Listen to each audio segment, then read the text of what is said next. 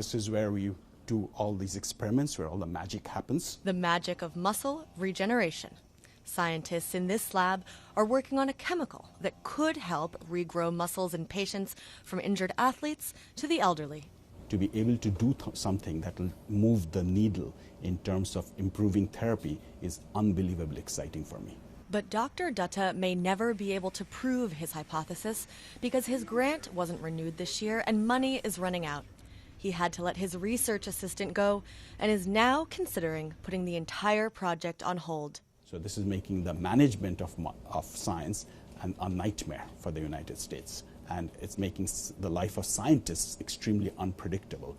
We don't know how much money we should expect to have to carry on all these experiments that we are carrying on around us. And other sectors are feeling it too, like defense, art, education, because these painful budget cuts, known as the sequester, are across the board. The sequester was designed to be a rough, stupid cut because it was designed to force the President and the Congress to make smarter cuts. But they didn't, and so sequestration kicked in when lawmakers were unable to strike an overall deal earlier this year.